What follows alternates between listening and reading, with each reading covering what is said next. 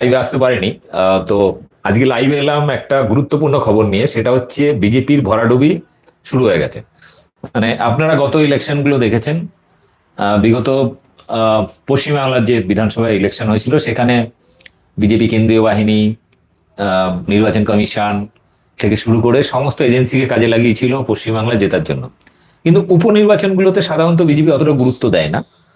কিন্তু বিজেপির এবারে এই যে দুটো কেন্দ্রে, অর্থাৎ বিহার এবং মধ্যপ্রদেশের, বিহারের বাকিপুর, এই বাকিপুর কেন্দ্রটা হচ্ছে বিজেপির গড়। 1995 সাল থেকে লাগাতার কিন্তু বিজেপি এখানে জিতছিল। এবং এই নীতিন নবীন বলে যে বিজেপির কেন্দ্রীয় আহ, মানে সভাপতি, সে এখান থেকে রাজ্যসভায় চলে গেছে। ফলে ওই সিটটা ফাঁকা হয়েছিল, ফলে সেখানে উপনির্বাচন হলো। অর্থাৎ বিদায়ী বিধায়ক নীতিন নবীন, যে বিভিন্ন সময় নির্বাচনে এসে পশ্চিমবাংলা খুব গরম গরম ভাষণ টাষণ দিয়ে গেছিল, তো সে গোহারা হেরেছে। মানে সে বলতে তার হয়ে যে দাঁড়িয়েছিল সেখানে। এবং সেখানে সব থেকে মানে কি বলবো, এবারে এই ইলেকশনের মানে সব থেকে মজার ব্যাপার হচ্ছে যে প্রশান্ত কিশোর, যে গত নির্বাচনে দাঁড়িয়েছিল, নতুন পার্টি তৈরি করেছিল জনসুরাজ পার্টি, গোহারা হেরেছিল। কিন্তু সে কিন্তু এই কেন্দ্রে এবার জিতেছে এবং ভালো মার্জিনে জিতেছে। মানে বিহারের রাজনীতিতে বলা যায় যে এই জনসুরাজ পার্টি নতুন একটা মাইলস্টোন তৈরি করলো। এবং এই পার্টির ক্ষেত্রে বলি, প্রশান্ত কিশোর কিন্তু ছিল যে আইপ্যাক, যে আইপ্যাক প্রায় প্রতিটি রাজনৈতিক দলকে আহ, তার ভোটের নীতি, কৌশল এইগুলো ঠিক করে দেয়। পশ্চিমবাংলা যেমন তৃণমূলের হয়ে করে, সেরকম বিভিন্ন রাজ্যে প্রায় সব পার্টির হয়ে কাজ করে আইপ্যাক। আইপ্যাক সম্পর্কে অনেকের ধারণা নেই, ভাবে যে এটা মনে হয় তৃণমূলের থেকে। এই আইপ্যাকই কিন্তু নরেন্দ্র মোদীকে 2014 সালে প্রধানমন্ত্রী হওয়ার জন্য তার হয়ে কাজ করত। অর্থাৎ আইপ্যাক একটা সংস্থা, যে সংস্থা ভোট কৌশলী হিসাবে কাজ করে। তো সেই আইপ্যাকেরই কিন্তু যে তিনজন ফাউন্ডার ছিল, তার মধ্যে প্রশান্ত কিশোর একজন। তারপরে বাকি পরে এসছে, কিন্তু ভোটের রাজনীতিতে ঢোকার পরে সে আইপ্যাক থেকে পদত্যাগ করে। তারপরে বিহারের রাজনীতিতে নতুন রাজনৈতিক দল খোলে এবং জনসুরাজ পার্টি, এই পার্টি প্রতিষ্ঠা করে। এবং তার আধুনিক এখনকার মতো কথাবার্তা, রাজনীতিতে একটু অন্যরকম কথাবার্তা শুরু করে। কিন্তু বিজেপির মতো একটা ফ্যাসিস্ট সাম্প্রদায়িক, যারা ধর্ম সুশ্রুরি, পুলিশ, মিলিটারি, সমস্ত এজেন্সি, বিচার ব্যবস্থাকে কাজে লাগাতো। ফলে তারা এমন ভাবে ঘিরে ধরে যে একটা ছোট পার্টির পক্ষে উঠে দাঁড়ানো খুব সম্ভব নয়। যেখানে কংগ্রেস বা তৃণমূলের মতো মানে একটা শক্তিশালী দল, তারা পেরে উঠছে না এই বিজেপির কাছে, সেখানে হঠাৎ করে জনসুরাজ পার্টির এই উপনির্বাচনে, অ্যাকচুয়ালি উপনির্বাচনে যেটা হয় যে সেখানে নির্বাচন কমিশন, বিজেপি, তারপরে কেন্দ্রীয় বাহিনী ইত্যাদিকে অতটা অ্যাক্টিভ করেনি যে আমাকে সিটটা জিততেই হবে যে করে হোক। মানে ইভিএম কারচুপি হোক, বা ভোটার তালিকা থেকে ভোটারদের বাদ দিয়ে দেওয়া হোক, থেকে শুরু করে বিভিন্ন রকম। এবং কেন্দ্রীয় বাহিনী বা বিজেপি বিরোধীদের ভয় দেখিয়ে, ভোটারদের ভয় দেখিয়ে, বা গণনা কেন্দ্রে তাদেরকে মেরে ধরে বের করে দিয়ে ইচ্ছা মতো একটা আহ, কি বলবো, গণনা চিত্র সামনে তুলে ধরা, এই কাজটা কিন্তু উপনির্বাচনে বিজেপি অতটা গুরুত্ব দিয়ে করে না। ফলে যেটা হয়েছে, যেমন পশ্চিমবাংলায় এত কড়াকড়ির মধ্যেও কিন্তু প্রায় 2.5 কোটির উপরে কিন্তু ভোট পেয়েছে মমতা ব্যানার্জি, সামান্য কিছু মার্জিনে বিজেপি জিতেছে। যদি কেন্দ্রীয় বাহিনী, গণনা কেন্দ্র এবং নির্বাচন কমিশন বিজেপির হয়ে কাজ না করতো, তাহলে কিন্তু বিজেপি গোহারা হারতো পশ্চিমবাংলা, এটা সবাই জানে, যারাই একটু আহ, ফলে বিহারের এই বাকিপুর এবং মধ্যপ্রদেশের, ওটা কেন্দ্রটার নাম হচ্ছে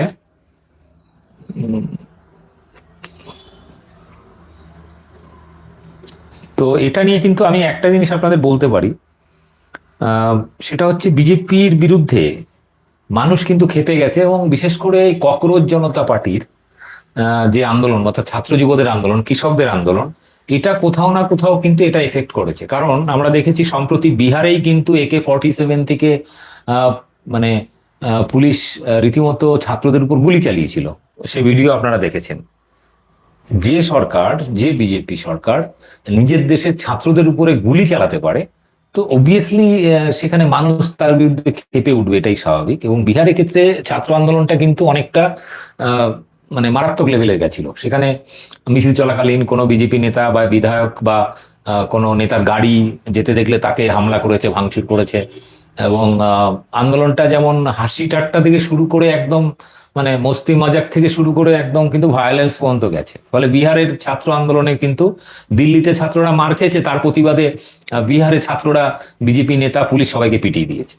ফলে বিহারের কিন্তু আন্দোলনটা এবারের এই সিজেপি অর্থাৎ ককরোচ জনতা পার্টির আন্দোলনের বা ছাত্র যুবদের এই জেনজি জেনারেশন জেড এই আন্দোলনের কিন্তু একটা মাইলস্টোন তৈরি করেছিল এবারে, এবং তার এফেক্ট কিন্তু বিহারের এই বাকিপুরের নির্বাচনে কিন্তু আমরা তার প্রতিফলন দেখতে পাচ্ছি। এবারে আপনাদের কিছু তথ্য দিই। এই যে নীতিন নবীন বলে যে সর্বভারতীয় সভাপতি বিজেপির, তো সে কিন্তু এখানে তো রাজ্যসভায় সাংসদ হলেন যখন, তখন এই জায়গাটা খালি হয়ে গেছিল, তারপরেই নির্বাচনটা হয়। এবার এখানে বলে দিই 5বার কিন্তু নীতিন নবীন কিন্তু 5বার ওই কেন্দ্র থেকে জিতেছে। মানে এবং 1995 সাল থেকে কিন্তু টানা এই 2026 পর্যন্ত এই জায়গা কিন্তু পুরোপুরি বিজেপির আতুর ঘর বলা যায়, একদম বিজেপির আতুর ঘর ছিল। এখানে বিজেপি ছাড়া অন্য কিছু চলতো না। এবং সেই কেন্দ্রে প্রশান্ত কিশোর জিতে গেল এবং নিকটতম প্রতিদ্বন্দ্বী বিজেপির নীরজ কুমার, তো বিজেপির হয়ে দাঁড়িয়েছিল নীরজ কুমার, সে হেরেছে। এবার বিষয়টা হচ্ছে যে প্রশান্ত কিশোর 32 রাউন্ড গণনার পর মোট ভোট 64,000-এর বেশি ভোট পেয়েছেন, বিজেপি প্রার্থীকে প্রায় 19,000 ভোটের বিশাল ব্যবধানে পরাজিত করেছে। আরেকজন ছিল রাষ্ট্রীয় জনতা দল আরজেডির রেখা গুপ্তা, প্রায় 14,000 ভোট পেয়ে তৃতীয় স্থান পেয়েছে। বিষয়টা হচ্ছে যে নীতিশ কুমার বিহারে ক্ষমতায় এবং সেখানে বিজেপি সরকার চলছে সেকেন্ড দফা, কিন্তু তারপরেও এই ধরনের একটা জয়, এটা কিন্তু একটা বিশাল পরিমাণে বিজেপির কাছে অন্তত ধাক্কা, এবং সাম্প্রতিকতম যে আন্দোলনগুলো হয়েছে তার একটা বড়সড় এফেক্ট।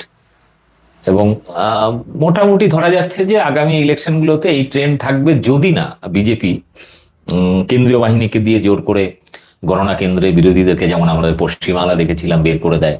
মানে খুব নোংরাভাবে যদি নির্বাচন কমিশন ইভিএম এবং কেন্দ্রীয় বাহিনীকে ব্যবহার না করে, তাহলে বিজেপি আগামী যে কটা ইলেকশন হবে, সে উপনির্বাচন হোক কি বিধানসভা হোক বা 2029-এর, কারণ এর মধ্যে অনেকগুলো রাজ্যে বিধানসভা নির্বাচন আছে, 27-এ আছে, 28-এ, 29-এও আছে।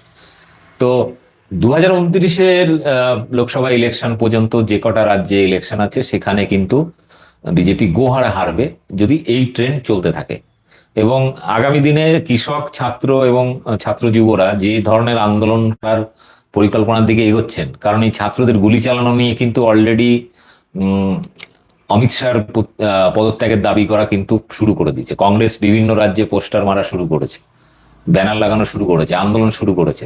এবং বিগত কয়েকদিনে কিন্তু ভোপালে, মধ্যপ্রদেশের ভোপালে কিন্তু মানে মানে ব্যাপক হারে আন্দোলন, কৃষকরা কিন্তু বিধ্বংসী আন্দোলন করছে এবং সেখানে ছাত্র যুবরাও তাদের সাথে নেমেছে। ফলে পরিস্থিতি কিন্তু ঘুরে গেছে। এখন আর বিজেপির ওই মস্তানি গাজোয়ারি যাকে তাকে হেনস্থা করার দিন কিন্তু চলে যাচ্ছে। এবং এর হাওয়া যে পশ্চিমবাংলায় লাগবে না সেটা তো বলা যায় না, কারণ পশ্চিমবাংলাতে অলরেডি গত 1 তারিখে ছিল অন্নপূর্ণা ভান্ডার দিবস, মানে প্রত্যেক মাসে 1 তারিখে ঢোকার কথা। প্রথম মাসে যারা পেয়েছেন তারা দ্বিতীয় মাসে পাননি, যারা দ্বিতীয় মাসে পেয়েছেন তারা এই মাসে পাননি। ফলে সরকারি প্রকল্প নিয়ে যে নোংরামিটা বিজেপি করে, সাধারণত দেবো দেবো বলে দেয় না, আর দিলেও তারপরে কেউ পায় না। উল্টে আবার বিভিন্ন জায়গায় খবর আসছে যে যারা প্রথমবার বা দ্বিতীয়বার টাকা পেয়েছেন এবারে পাননি, তাদেরকে নাকি টাকা ফেরত দিতে হবে, কারণ তাদের ভেরিফিকেশনে নাকি ভুল করেছে। অলরেডি 2.5 কোটির মধ্যে 1 কোটি মহিলাদের দিচ্ছে বলে ভাওতাবাজি, এবং পরবর্তীকালে হিসাব করে দেখা যাচ্ছে তার মধ্যে বেশিরভাগই আবার বাতিল এবং তাদেরকে টাকা ফেরত দেওয়া। অর্থাৎ মহিলাদের মধ্যে বাদ বিচার করা। বাসে মহিলাদের ফ্রি করার ঘোষণা হলো, তারপরে বন্ধ করে দিয়ে বলছে না এখন পিঙ্ক কার্ড চালু হবে, তারপরে ফ্রি। এখন আপাতত বাসে মহিলাদের ফ্রি বন্ধ। ফলে এই যে টাকা দিচ্ছে ফেরত নিচ্ছে, এটা চালু করছে বন্ধ করছে, উল্টে আবার নতুন করে যেটা ঘোষণা করেছে সেটা আরো বেশি মারাত্মক। তারা ঘোষণা যেটা করেছে, সেটা ঘোষণা বলতে যে চালাকিটা তারা শুরু করেছে সেটা হচ্ছে যে যেহেতু রানিং প্রকল্প যেগুলো ছিল তৃণমূলের বা মমতা ব্যানার্জির যে সমস্ত সামাজিক প্রকল্প ছিল, সেগুলো বন্ধ করতে গিয়ে দেখছে মানুষের মধ্যে ক্ষোভ বাড়ছে। ফলে তারা কি করছে, এই প্রকল্পগুলোর নাম যেমন সবুজ সাথী নাম পাল্টে সারথী বা সারথী এরকম কিটা করছে, এরকম বিভিন্ন টাইপের এবার নাম পাল্টানো শুরু হয়েছে, এটাই করে বিজেপি সব রাজ্যে, সেই নাম পাল্টানোর একটা ওদের স্বভাব আছে, যে কোনো জিনিসের নাম পাল্টে নিজেদের নামে করে নেওয়া। নিজেরা কিছু করতে পারে না, নতুন করে কিছু করেনি বিজেপি এখনো, নাম পাল্টাপাল্টি ছাড়া। যাই হোক, বিষয়টা হচ্ছে যে প্রত্যেককে অনুরোধ করবো আজকে লাইভটা বেশি বেশি করে শেয়ার করবেন। আপনাদের কিছু হিসাব আমি দিই।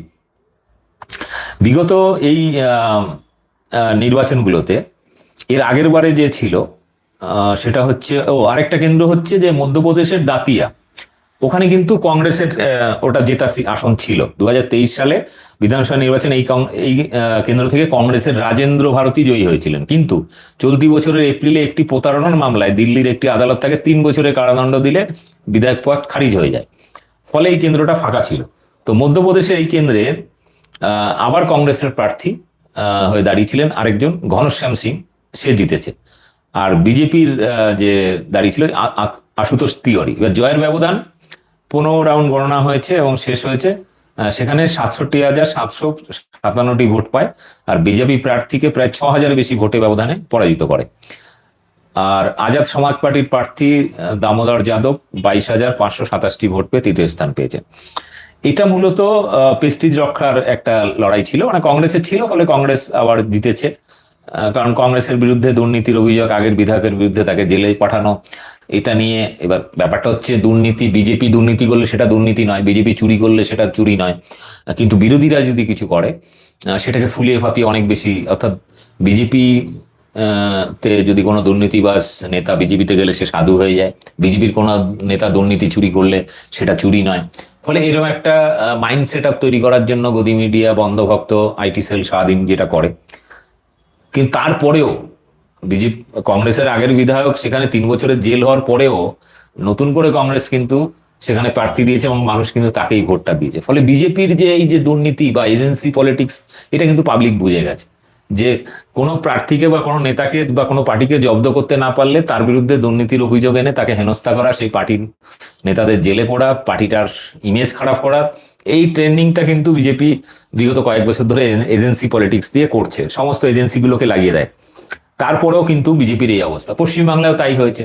পশ্চিমবাংলায় তৃণমূল কংগ্রেস, মমতা ব্যানার্জি দুর্নীতিগ্রস্ত অমুক তমুক করে প্রচুর নেতাদের হেনস্থা করা, জেলে পাঠানো, ইডি সিবিআই লাগিয়ে দেওয়ার পরেও 2.5 কোটির উপরে বেশি ভোট পেয়েছে। এত কিছু করার পর কেন্দ্রীয় বাহিনী পর্যন্ত লাগিয়ে 2.5 লক্ষর বেশি কেন্দ্রীয় বাহিনী, কিন্তু ওদিকে মণিপুর, আসামে অত কেন্দ্রীয় বাহিনী দেয়নি। সেখানে পরিস্থিতি গত 1.5-2 বছর ধরে একই রকম চলছে, মানুষ মরছে, ঝামেলা চলছে। তো যাই হোক, বিষয়টা হচ্ছে মানুষের যেটুকু বোঝার সেটা কিন্তু মানুষ ভালো করে বুঝে গেছে, এবং এখন আর আগের মতো নেই যে ভয় দেখিয়ে চমকে ধমকে যা ইচ্ছে বিজেপি করবে, সেটা কিন্তু আর পরিস্থিতি সেই রকম নেই। যাই হোক, প্রত্যেকে কমেন্ট করুন। একজন লিখেছেন যে দেশ থেকে বিজেপি পার্টিকে তাড়াতে হবে, তবেই দেশ বাঁচবে। যাই হোক, আরেকজন লিখেছেন যে opposition is very happy that Ganesh and মশা are together, happy to Ganesh. এই কমেন্টগুলো বাংলা থেকে ইংরেজি হয়ে যাচ্ছে কেন এটা বুঝতে পারছি না। Both seat are very significant and symbolic on will to Nitin Navin and other Narottam Mishra, ex-Home Minister of MP. Prashant Kishore will be the Prime Minister on day. Sushant Saha, ভাই সে হবে কিনা জানি না, তবে প্রধানমন্ত্রী হিসাবে আমার ব্যক্তিগতভাবে একদম মানে এনার্জেটিক এবং সব ব্যাপারে ফিট আমার যেটা মনে হয়েছে। বয়স্ক নয়, একটু ইয়ংদের মধ্যে, এখনো 50 পার হলেও এখন রাহুল গান্ধী ইয়ং ভাই, এবং তার ম্যাচুরিটি আমি বিগত মানে আমার লাইফের একটা বড় অংশ যেহেতু রাজনীতির সঙ্গে যুক্ত, মানে সামাজিক আন্দোলনের সঙ্গে যুক্ত, রাহুল গান্ধীকে আজ থেকে ধরুন 15 বছর আগে যে রাহুল গান্ধীকে দেখেছি, আজকের রাহুল গান্ধী অনেক চেঞ্জ। আমার হিসাবে রাহুল গান্ধী আমার ক্ষেত্রে 1 নম্বর চয়েস, বাকি 1, 2, 3 এরকম করে তো আছে, কিন্তু আমার কাছে রাহুল গান্ধীর চয়েসটাই বেস্ট। Please don't purchase.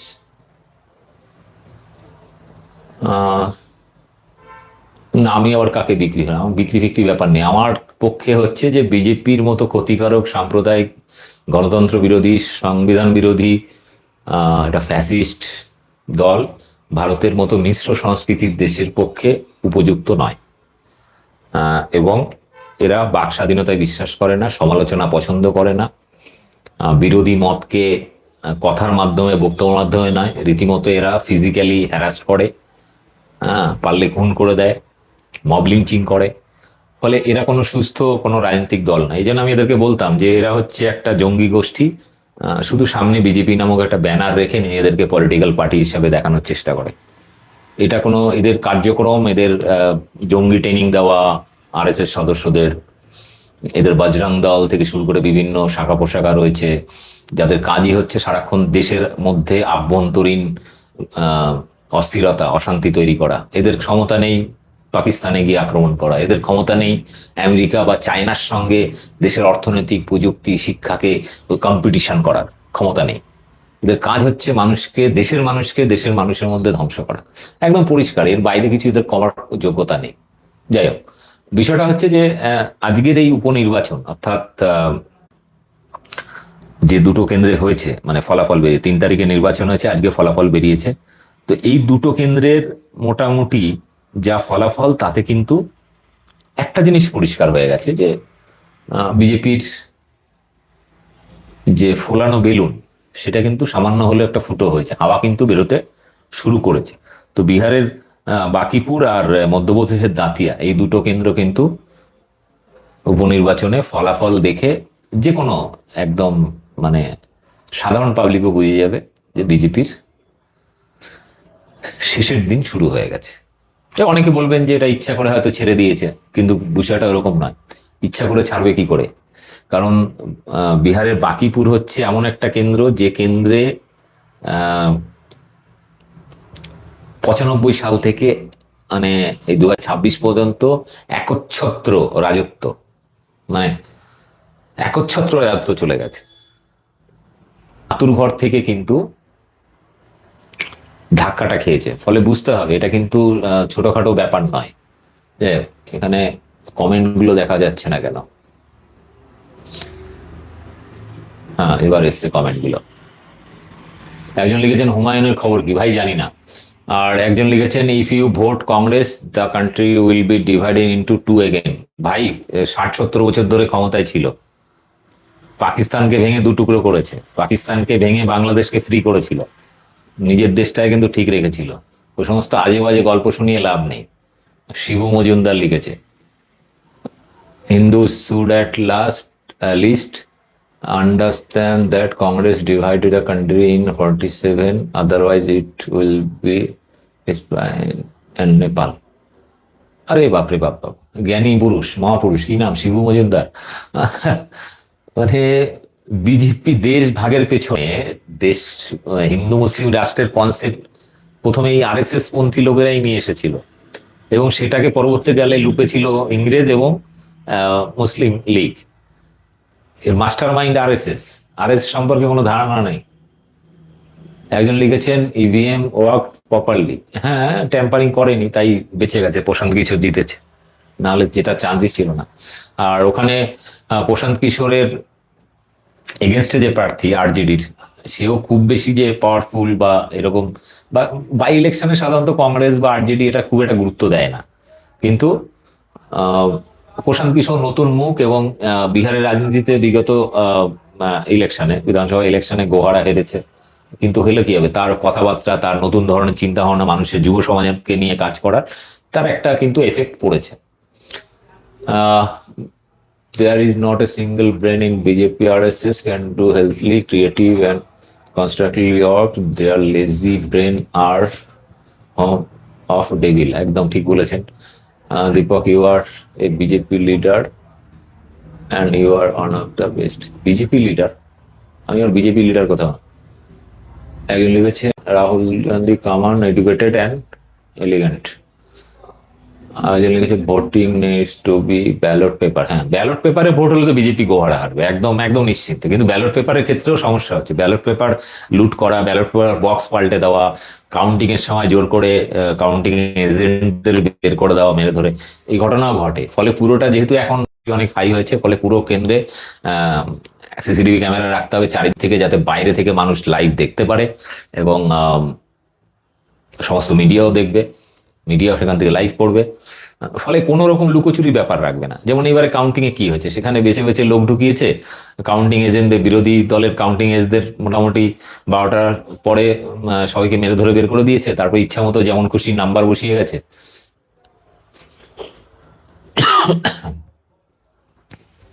যাই হোক, আরেকজন লিখেছেন everyone is not saying anything. ও, গদি মিডিয়া বা এটা নিয়ে খুব একটা কিছু খবর করছে না। এই যে দুটো কেন্দ্র উপনির্বাচনে বিজেপি যে হেরেছে, এটা নিয়ে গদি মিডিয়া খবর করছে না, কারণ লজ্জায় মুখ দেখাতে পারছে না, কি বলবে। আর এটা যদি বিজেপি উপনির্বাচনে জিতে যেত এই দুটো কেন্দ্রে, তাহলে তো সারাক্ষণ এখন এটাই মানে হেডলাইন, এটাই ট্রেন্ডিং চলতো, এটাই টিআরপি চালিয়ে যেত। মানুষ এবার ফেকুজি আর বিজেপির বিদায় চাইছে, একদম ঠিক। একজন লিখেছেন যে Vanish Kumar will have to face his father's scolding this time.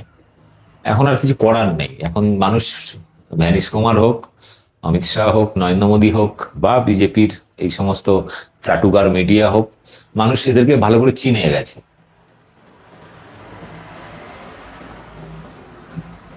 একজন খুব ভালো লিখেছেন, শাশ্বত ঘোষ লিখেছেন, I think that chaiwala is chosen as PM of India, this is a blunder mistake by Indian people. ভাই, ইন্ডিয়ার পিপলের ব্ল্যান্ডার। ওই প্রথমবার 2014তেই বিজেপি ভোটটা পেয়েছিল মানুষের, তাও এখনো পর্যন্ত সারা ভারতবর্ষে বিজেপির ভোট পার্সেন্টেজ 40ও পেরোয়নি, ওই 30 থেকে 35-এর মধ্যেই রয়েছে। ঠিক আছে, বাকি মানুষ কিন্তু বিজেপিকে পছন্দ করে না। অন্তত একটা রাজনৈতিক দলকে যদি অন্তত 45 বা 50% মানুষ পছন্দ করতো, তাহলে বুঝতাম হ্যাঁ চলো একটা পারফেক্ট গণতান্ত্রিক দল ক্ষমতায় রয়েছে, হ্যাঁ, যেখানে বেশিরভাগ মানুষ তাকে পছন্দ করছে। কিন্তু সেটা হচ্ছে না, সব থেকে কম ভোট নিয়ে বিজেপি ক্ষমতায় রয়েছে। আমার আমারটা একটু বলুন, আমি কি ভুল? কৌশিক গাঙ্গুলি, কোনটা কমেন্টটা? 100 কমেন্ট করেছেন যে 100% ট্রু, যেদিন সেন্ট্রাল থেকে বিজেপি যাবে আমরা সবাই মিলে শুয়োর এর বাচ্চা একে বেঙ্গল থেকে ভাগো। হ্যাঁ, কেন্দ্রে 2029 সালে বিজেপি কেন্দ্র থেকে বিজেপি গেলে পশ্চিমবাংলায় বিজেপি সরকার 1 ঘন্টা টিকবে না। আমি আপনাদের লিখে দিতে পারি, 29-এ বিজেপি কেন্দ্র থেকে গেলে পশ্চিমবাংলায় শুভেন্দু অধিকারী বা বিজেপি সরকার 1 ঘন্টাও থাকবে না, 1 ঘন্টাও থাকবে না। এবং যে অত্যাচার বিজেপি 2026-এ জোর করে চিটিংবাজি করে জেতার পরে যে অত্যাচার গরিব মানুষের উপর করেছে, কোনো বড় নেতাকে মারধর করতে পারেনি, কিন্তু এলাকার ছোটখাটো তৃণমূল সমর্থক নেতাকর্মীদের যেভাবে হেনস্থা করেছে, গরিব হকার বস্তিবাসীদের যেভাবে উচ্ছেদ করেছে নির্মমভাবে, এখন শুধুমাত্র ভয়ে তারা কিছু বলছে না। আমি আপনাদের বলছি, যেদিন কেন্দ্র থেকে বিজেপি যাবে, এই মানুষগুলো সেদিন হাতের কাছে যা পাবে তাদের ক্ষোভ এমনভাবে উড়ে দেবে যে যারা এগুলো করেছে তারা পশ্চিমবাংলায় থাকতে পারবে না। একদম মানে সোজা কথা, নো বকবাস, এটাই হবে। এটা হতে বাধ্য, আজ না হোক কাল এটা হবেই। কারণ আপনাদের বাংলাদেশের উদাহরণ দিই, টানা 16-17 বছর সেখানে শেখ হাসিনা নির্বাচন হতে দেয়নি, মানুষের সমস্যার সমাধান করেনি, একা রাজত্ব করে গেছে। সমালোচনা, বিরোধীদের বাকস্বাধীনতা কেড়ে নিয়ে এমন একটা পরিবেশ তৈরি করেছিল, সেখানে তো পশ্চিমবাংলা অনেক বেশি উদার। পশ্চিমবাংলায় সকাল বিকেল বিগত আমি গত 10-15 বছর ধরে দেখছি, সকাল বিকেল মমতা ব্যানার্জির গোষ্ঠী উদ্ধার করা, সে মিডিয়া হোক বা রাস্তাঘাটে কোথাও, প্রতিদিন মমতার গোষ্ঠী উদ্ধার করে, তৃণমূলের গোষ্ঠী উদ্ধার করে মিছিল মিটিং চলতেই থাকে, চ্যানেলে চ্যানেলে আসর বসে। কিন্তু বাংলাদেশে ক্ষমতা ছিল বা কেন্দ্রে গদি মিডিয়ায় বসে কোনো বিজেপি সরকারের বেশি বিরোধিতা করবে, পরের দিন তার বাড়ি ইডি সিবিআই চলে যাবে। কেউ আন্দোলন করবে, তার নামে দেশদ্রোহী আইনে মামলা করে দেবে, পাকিস্তানি এজেন্ট, অমুক চায়না এজেন্ট, অমুক জায়গায় টাকা পাচ্ছে, তমুক, এই গল্প শুনিয়ে শুনিয়ে মানুষের মগজ খারাপ করে দেবে, ভাববে হ্যাঁ সত্যি মনে এটা। আপনারা জানেন যে বিদেশ থেকে কারোর অ্যাকাউন্টে আপনি যদি টাকা নেন, আপনি নিজে একবার পরীক্ষা করে দেখতে পারবেন, কোনো আননোন অ্যাকাউন্ট থেকে যদি আপনার অ্যাকাউন্টে টাকা ঢোকে, প্রথমে আপনাকে ব্যাংক থেকে ফোন করবে। যেমন আমাদের ধরুন ইউটিউব বা ফেসবুক থেকে যারা টাকা পায়, কোত্থেকে আসে? আমেরিকা থেকে। আমেরিকা থেকে যখন গুগল বা ইউটিউব টাকা পাঠায় বা ফেসবুক টাকা পাঠায় আমাদের অ্যাকাউন্টে, প্রথমবারে টাকা পাঠানোর সময় ব্যাংক থেকে ডাকে, কোথাও কোথাও ফর্ম ফিল আপ করে, কোথাও কোথাও একটা এগ্রিমেন্ট সাইন করতে হয়, কিংবা ব্যাংকের ম্যানেজার কথা বলে যে এই টাকাটা কেন আসছে, কি কারণে আসছে, অমুক তমুক, এগুলো ঝাড়াই বাছায়। আর আপনি ভাবছেন যে বিদেশ থেকে ইচ্ছা মতো কেউ টাকা পাঠাচ্ছে, সেই টাকা এখানে আন্দোলন হচ্ছে। মানে আপনাদের সামান্য কাণ্ডজ্ঞান বলে কিছু নেই। একজন লিখেছিলেন, আচ্ছা দাদা, আমাদের রাজ্যে বিজেপির বিকল্প কি আদৌ তৃণমূল হতে পারে? তৃণমূলের ও তো অবস্থা ভেরি ব্যাড, আর সিপিএম কংগ্রেস উঠবে বলে মনে হয় না। তাহলে আমাদের রাজ্যে বিজেপির বিকল্পকে, দেখুন, পশ্চিমবাংলায় এখনো পর্যন্ত মমতা ব্যানার্জি ডাক দিলে কয়েক লক্ষ মানুষ জমায়েত হয়ে যায় একদিনের নোটিশে। সেই ক্ষমতা এখনো পর্যন্ত সিপিএম এরও নেই, কংগ্রেসেরও নেই। ফলে এখন এজেন্সি দিয়ে, ডিম থেরাপি, কেন্দ্রীয় বাহিনী, বিজেপি ভয় দেখিয়ে আহ, তৃণমূলকে ভাঙার চেষ্টা করছে, কিন্তু ভাঙছে নেতারা। আঞ্চলিকভাবে হয়তো আহ, কর্মীরা ভয়ে ভয়ে তৃণমূলের সঙ্গে হ্যাঁ আছি আছি আছি আছি করছে, বা হয়তো বড়জোর গেরুয়া একটা উত্তরীয় পড়ে নিয়েছে। কিন্তু আপনাদের আমি বলে দিই, কেন্দ্র থেকে 29-এ বিজেপি যাওয়া মানেই রাজ্যে কিন্তু আবার তৃণমূলই ফিরবে। কারণ এখনো পর্যন্ত কংগ্রেস এবং সিপিএম এর কিন্তু সেই জায়গাটা তৈরি হয়নি, কারণ সেই বিশ্বাসটা তারা তৈরি করতে, তাদের মধ্যে সেই লিডারশিপ নেই নেতৃত্ব দেওয়ার। কংগ্রেসের শুভঙ্কর সরকার এখনো পর্যন্ত নিজে এমন একটা এলিট মনোভাবের মধ্যে রয়েছেন যে তিনি সাধারণ কর্মীদের সঙ্গে ঠিকঠাক মেলামেশা করার মতো যোগ্যতাও তার নেই, সাংগঠনিক দক্ষতা খুবই বাজে আমি যেটুকু কাছ থেকে দেখেছি। বরং সেখানে অন্য কোনো লিডারশিপ প্রয়োজন ছিল। আমি বহুবার বলেছি যে কংগ্রেসের ইমিডিয়েটলি শুভঙ্কর সরকারকে সরিয়ে সেখানে, এর আগে প্রথম দিককে অধীর চৌধুরী বরং অনেক ডাইনামিক, এবং যাকে একসময় রবিনহুড বলতাম আমরা। আমি ছোটবেলায় 2000 সালে প্রথম আমি মানে আজ থেকে 26 বছর আগে প্রথম আমি অধীর চৌধুরীকে দেখেছিলাম কান্দি টাউনে, যখন 2000 সালে বন্যা হয়েছিল, সেই সময় খুব কাছ থেকে দেখেছিলাম। এবং তার সেই সময়কার ভূমিকা, তার যে প্রভাব, বা সে যেভাবে একদম মাঠে ঘাটে নেমে, জলে কাদায় নেমে যেভাবে কাজ করত, সেই দক্ষতা কিন্তু শুভঙ্কর সরকারের নেই, কংগ্রেসের সভাপতির। আমার মনে হয় এর থেকে, আর যেহেতু পশ্চিমবাংলায় কংগ্রেসের ম্যাক্সিমাম সাপোর্টার বা সংগঠন বেসটা মালদা, মুর্শিদাবাদ এবং অন্যান্য জায়গায়, এবং বিশেষ করে মুসলিম দের মধ্যে একটু বেশি, আমার মনে হয় যে রাজ্য সভাপতি কোনো ভালো সাংগঠনিক দক্ষতা আছে, ভালো সংগঠক, এরকম কোনো মুসলিম লিডারকে করা উচিত সভাপতি, এবং সহসভাপতি বা সম্পাদক সেখানে কোনোটা হিন্দু মুভ করা উচিত। এইভাবে কম্বিনেশনটা করলে কংগ্রেস বরং একটু ঘুরে দাঁড়াবে।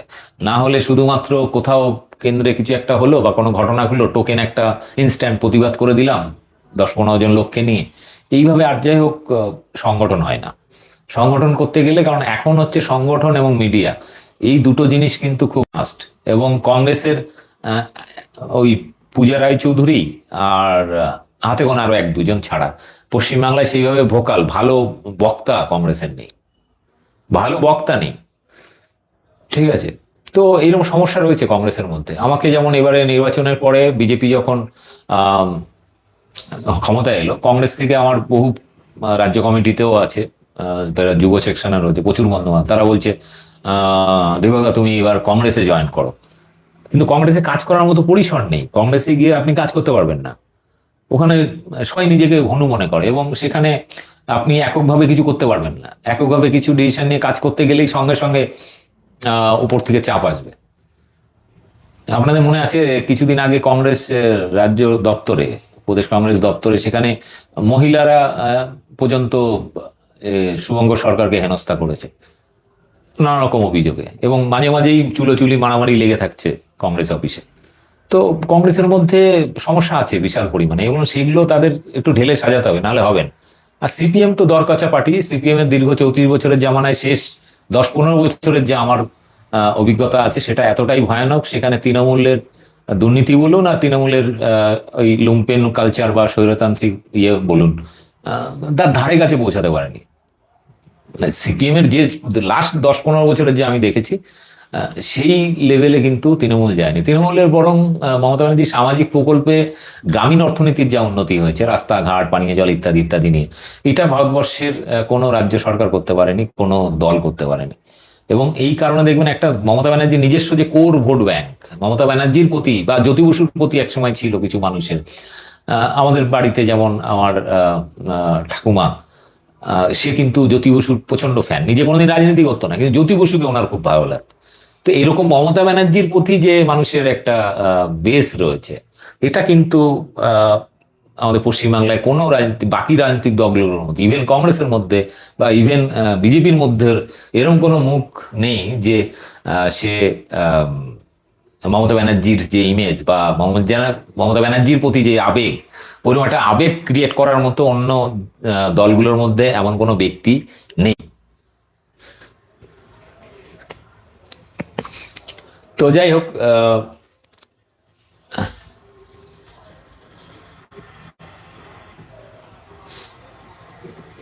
এবার এখানে একটা আরেকজন লিখেছেন, মমতা ব্যানার্জি 71 বছর, 71 না বেশি, very happy to see her, RSS জঙ্গি হটাও দেশ বাঁচাও, হ্যাঁ এটাই স্লোগান। যাই হোক, বিষয়টা হচ্ছে, আরেকজন লিখেছেন যে মানিকলাল ব্যানার্জি লিখেছেন, firstly if an elected MP can change his or her party, why the voters voted for him or can not change their. হ্যাঁ, এটা একটা বেসিক প্রশ্ন। মানে ব্যাপারটা হচ্ছে যে আমরা যেমন কাউকে নির্বাচন করতে পারি, একই সাথে ভোট দেওয়া এবং ভোট ফেরত নেওয়ার অধিকারও কিন্তু আমাদের থাকা উচিত। একই সাথে একজনকে আমি নির্বাচন করছি, সে রাতারাতি তো পার্টি পাল্টে অন্য পার্টিতে চলে যাবে, আমি যার বিরুদ্ধে আমি ভোট দিয়েছিলাম এই লোকটাকে, সেই লোকটা আবার সেই দলে চলে যাবে, এটা তো হতে পারে না। তো এটা চেঞ্জ করতে হবে। What is your name? আমার নাম ব্যাপার, আমার নাম দীপক ব্যাপারী। এতদিন ধরে ভিডিও দেখছি, আমার নাম জানে না। যাই হোক, বিষয়টা হচ্ছে যে পশ্চিমবাংলার রাজনীতিতে আমি আগেও বলেছি, নির্বাচনের পরেই ঘোষণা করেছিলাম, এখন যা পরিস্থিতি বাংলা, আমি রাজনীতিতে সরাসরি রাজনীতিতে নামবো, চ্যানেল থাকবে। এবং আমার শুরু থেকে বলেছিলাম আমি বাংলা এবং বাঙালি, আমার প্রথম প্রেফারেন্স হচ্ছে বাংলার জন্য যে দলটা ক্ষতিকারক নয়, বাঙালি সংস্কৃতির প্রতি, ভাষার প্রতি, মনীষীদের প্রতি, বিপ্লবীদের প্রতি যারা অসম্মান করে না, এরকম দল ক্ষমতায় থাকুক।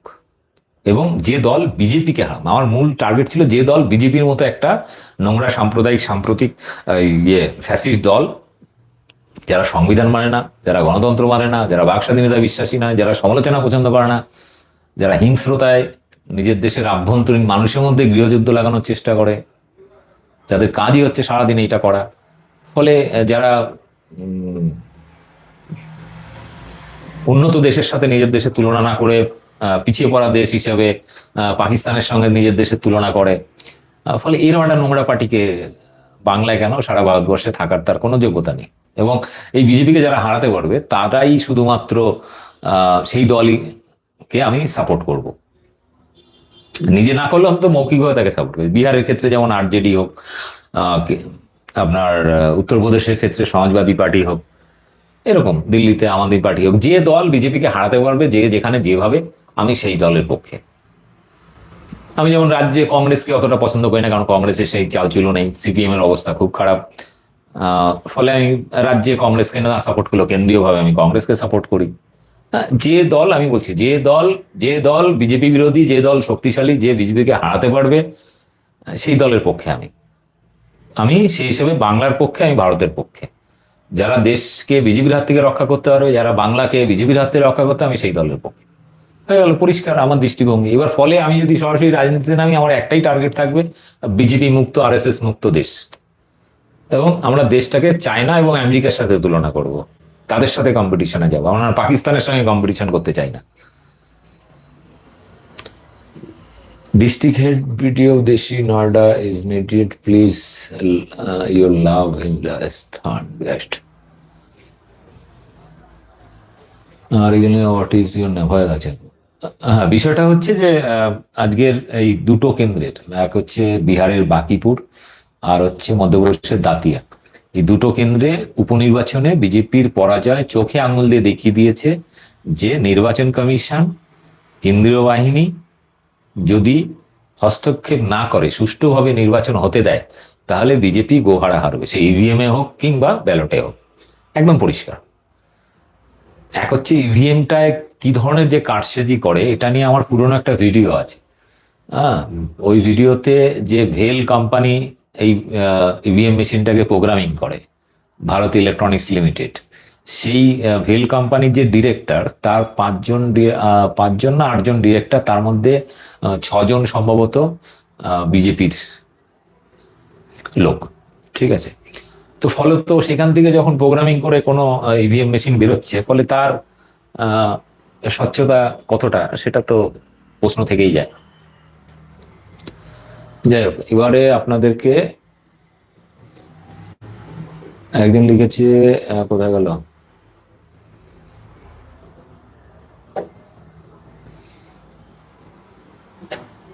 একজন লিখেছেন Ijajul Molla, tell me something about ISF.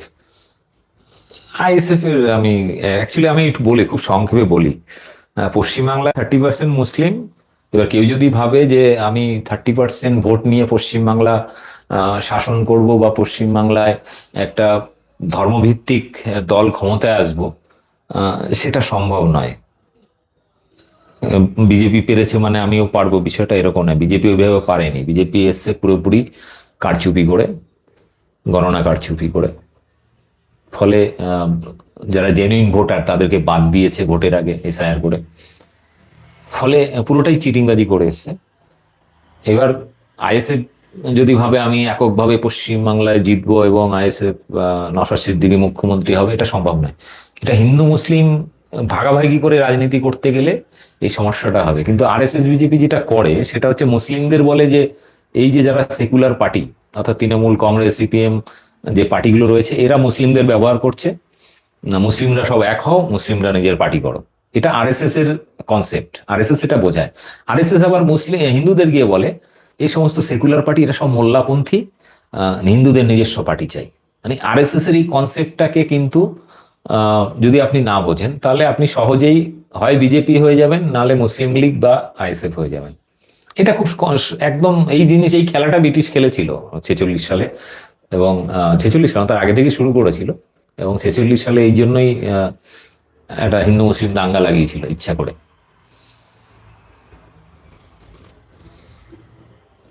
যাই হোক, আরেকজন লিখেছেন হ্যাজ এনজি স্টার্টেড দ্য মুভমেন্ট এগেন। হ্যাঁ, আবার দিল্লিতে টুকটুক করে আন্দোলন শুরু হচ্ছে। শুধু দিল্লি নয়, মধ্যপ্রদেশ, উত্তরপ্রদেশ, বিহার থেকে শুরু করে এমনকি ইভেন হরিয়ানা কৃষকরাও পর্যন্ত আবার শুরু হচ্ছে খুব তাড়াতাড়ি।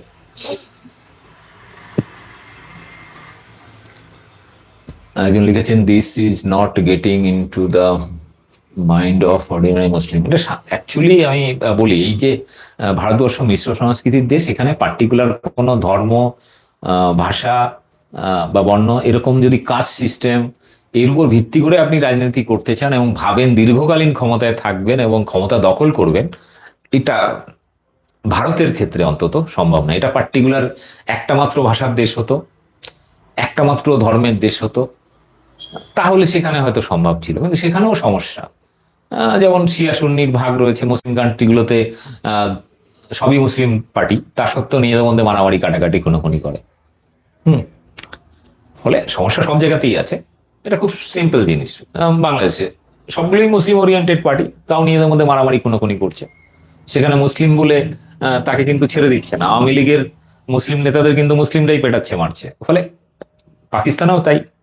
ফলে বিষয়টা হচ্ছে যে ধর্মের ভিত্তিতে যদি রাজনীতি করেন তাহলে হচ্ছে সমস্যা, ধর্মকে ভিত্তি করে। এটা ভারতবর্ষের ক্ষেত্রে মিশ্র সংস্কৃতি দেশে সম্ভব না। এটা অন্য কোনো দেশের পক্ষে হয়তো আপনি করতেই পারেন, কিন্তু ধর্মের রাজনীতি মিশ্র সংস্কৃতির মতো দেশে চলে না, অচল। এবং এটা যারা জোর করে বিজেপি চেষ্টা করছে, এটা দেশের ক্ষেত্রে, দেশের আভ্যন্তরীণ বা দেশের মানুষের ক্ষেত্রে খুবই মানে ক্ষতিকারক। যাই হোক, আরেকজন লিখেছেন, কোথায় গেল, I don't know what to do. কিছু করার নেই, চুপচাপ থাকুন এখন। আর সুযোগ এলে ভোটের সময় একটু নিজেকে বেশি অ্যাক্টিভ করে নেবেন, আর সোশ্যাল মিডিয়ায় বিজেপি বিরোধী, বিজেপিকে এক্সপোজ করে, তার ভান্ডাফোর করে, পর্দাফাশ করে যত রকমের কুকীর্তি তারা করছে, সেগুলো মানুষের কাছে বেশি করে তুলে ধরতে হবে। আর মানুষের যে ক্ষতিগুলো হচ্ছে, সেই ক্ষতিগুলো, বিজেপির দ্বারা মানুষ যে ক্ষতিগ্রস্ত হচ্ছে, হকার, বেকার, ছাত্র, যুব থেকে কৃষক, শ্রমিক, সেই গরিব মানুষ, বস্তিবাসী, সেই সমস্যাগুলোকে বেশি বেশি করে তুলে ধরতে হবে, যে এরা মানুষের জন্য কতটা ক্ষতিকারক। যাই হোক,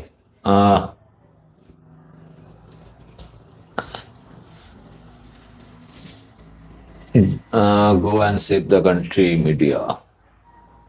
যাই হোক, আজকের মতো এখানে রাখি ছোট্ট করে। আর প্রত্যেকে অনুরোধ, আমি একটু ব্যস্ত থাকছি মাঝে মাঝে, আর যেহেতু এমন এমন জায়গায় থাকছি যেখানে নেটওয়ার্ক নেই, খুব সমস্যা হয়। তো আর এর মধ্যে ভারতবর্ষের যে কোনো প্রান্তে যখনই কোনো আন্দোলন হবে, এবার দিল্লিতে যেমন সমস্যা হয়েছিল, দিল্লিতে গেছিলাম, সেখানে গিয়ে এত ইন্টারভিউ নিয়েছি, আর ওখানে নেটওয়ার্ক নেই, পুরো 5 কিলোমিটার এরিয়ায় পুরো এমনি কল টল করা যাচ্ছিল, তাও কেটে যাচ্ছিল, আর টোটাল ডেটা ইন্টারনেট টোটালি বন্ধ ছিল, ফলে সেখান থেকে লাইভ কিছু করতে পারিনি। টিএমসি কি ফিরে আসবে? হ্যাঁ, আমার হিসাবে এখনো পর্যন্ত বাংলায় টিএমসির বিকল্প কাউকে দেখছি না। আর নেতা ফেতা এদিক ওদিক দৌড়াদৌড়ি করবে, কিন্তু কর্মীরা তো আর পাল্টি মারে না। মমতা ব্যানার্জির যারা আম, সৈনিক বা মমতা ব্যানার্জির যারা সাপোর্টার, তারা তারা রাতারাতি পাল্টা যাচ্ছে না। হয়তো এলাকায় ভয়ে ভয়ে হয়তো চুপ করে আছে, কিংবা বিজেপির সঙ্গে একটু তাল মেলাচ্ছে, কিন্তু আবার যে কোনো সময় ঘুরে যাবে। এবং এটুকু বলতে পারি, বিজেপির কিন্তু কর্মী বাহিনীর সংখ্যা খুব সীমিত, এবং তারা শুধুমাত্র গোমূত্র গোবরের নেশাতে ওই কাউকে ডিম ছুটছে, কিন্তু ফাইন্যান্সিয়ালি, অর্থনৈতিকভাবে নিজের বা সমাজের কোনো উপকারে লাগছে না। যে হাজার হাজার লক্ষ লক্ষ গরিব হকারদের জীবিকা কেড়ে নিয়েছে, তাদের দোকান ঘর ভেঙে দিয়েছে, তাদের বস্তি ভেঙে দিয়েছে, তাদের পাশে তো কেউ দাঁড়ায়নি। আঞ্চলিকভাবে বিভিন্ন টিএমসির অবর্তমানে কিছু কিছু এজেন্সি হেল্প করছে, হয়তো লুকিয়ে চুরিয়ে কিছু টিএমসির নেতারা হেল্প করছে, কিন্তু বাকি এই মানুষগুলো তো একটা দুটো মানুষ নয়। বিগত 3 মাসে প্রায় 15 লক্ষর বেশি হকার এবং বস্তিবাসীদের জীবন এবং জীবিকা উচ্ছেদ করেছে। 15 লক্ষ মানে হচ্ছে, আপনি এক একটা দোকানে দুজন করে ধরুন, মানে 30 লক্ষ, 30 লক্ষ পরিবার, এক একটা পরিবারে আমি 4জন করে ধরছি, মানে 1,20,00,000 মানুষ বরবাদ হয়েছে বিজেপি আসার পর সরাসরি। 2.5 কোটি মহিলারা লক্ষ্মী ভান্ডার পেতেন, সেটা কমে হয়েছে 1 কোটির নিচে। 2.5 কোটির মধ্যে 1 কোটি তাও ঠিকঠাক পাচ্ছে না, যারা প্রথমবার পেয়েছে সেকেন্ড পায়নি, এখন বলছে তাদের টাকা ফেরত দিতে হবে। এবং বিজেপি আসার পরে মানুষের সামাজিক প্রকল্প নিয়ে যত ভাওতাবাজি দিয়েছিল, চাকরি নিয়ে ভাওতাবাজি দিয়েছিল, সরকারি কর্মীদের পিএফ, ডিএ থেকে শুরু করে পিএফ থেকে শুরু করে নানা রকম সমস্যা এখনো চলছে। যাদের বলেছিল 45 দিনের মধ্যে যারা যোগ্য চাকরিহারা তাদের চাকরি ফিরিয়ে দেবে, কোনো কিছুই করেনি।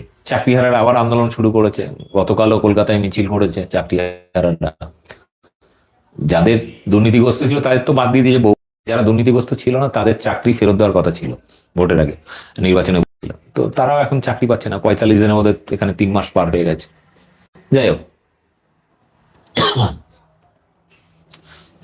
জয় গোস্বামীকে হয়রানি করেছে, সব থেকে বড় ব্যাপার হচ্ছে এটা নিয়ে তসলিমা নাসরিন, হ্যাঁ, তসলিমা নাসরিনকে পশ্চিমবাংলায় এনে একটা সাম্প্রদায়িক সুশ্রী দেওয়ার চেষ্টা করেছিল, কিন্তু পুরো ফ্লপ, ফুললি ফ্লপ হয়েছে। মুসলিমরা পাত্তাই দেয়নি, গুরুত্বই দেয়নি এই নিয়ে।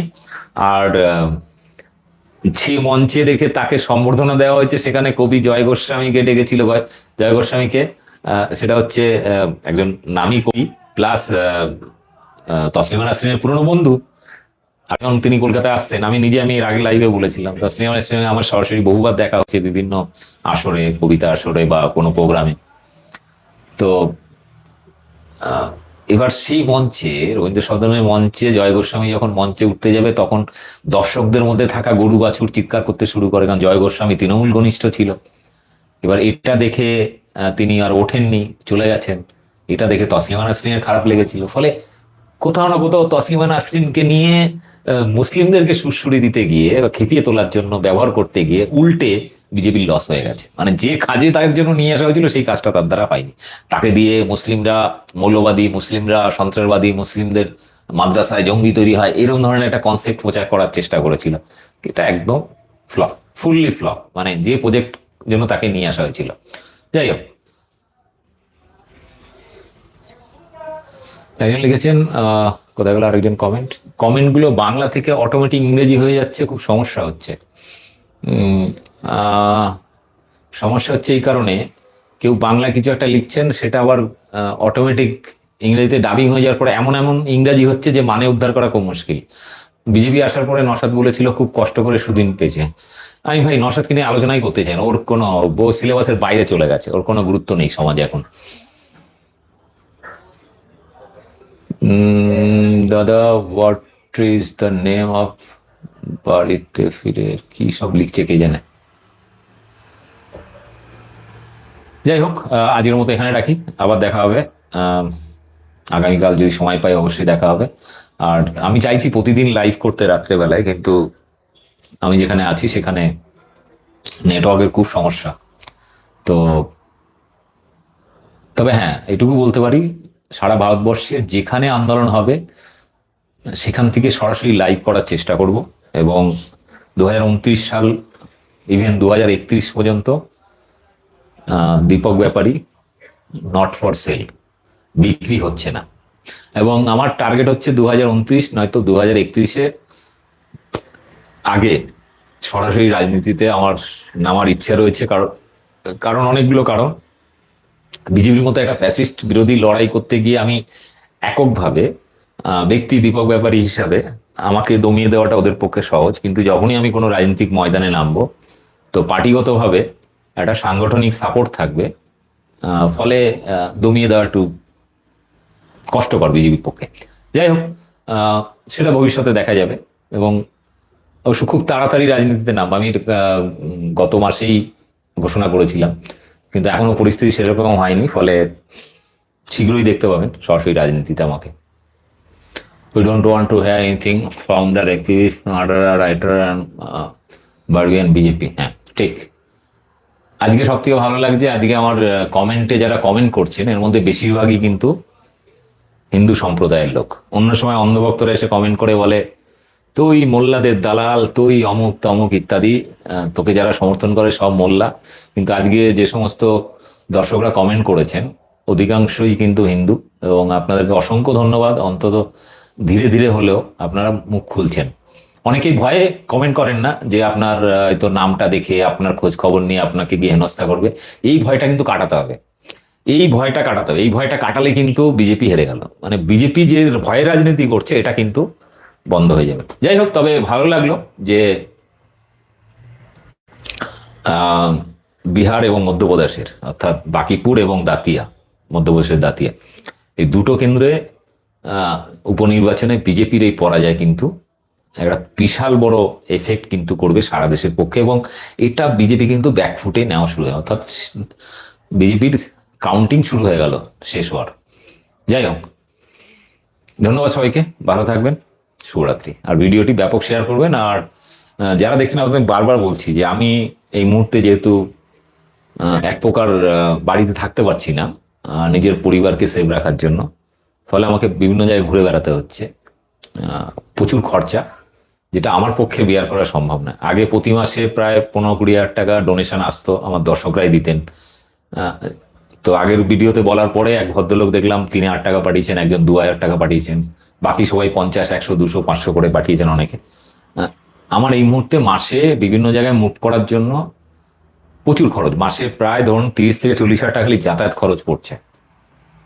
আমি কিন্তু ফ্লাইটে যাওয়ার লোক নই, ঠিক আছে, আমার বাসে ট্রেনে যেতেই এই খরচাটা হয়ে যাচ্ছে। ফলে যার যদি সামর্থ্য হয় আমার কে আগে যেমন ডোনেশন দিতেন প্রতি মাসে, যেরকম হিসাব করে ডোনেশনটা দেবেন অন্তত, কারণ বাংলাকে বাঁচাতে হবে ভাই, ভারতকে বাঁচাতে হবে। আমার মতো কিছু মানুষ যদি না থাকি, সবাই যদি বিজেপির দালালি করতে শুরু করি তাহলে তো মুশকিল, তাহলে দেশও বাঁচবে না, সংবিধানও বাঁচবে না, বাংলাও বাঁচবে না।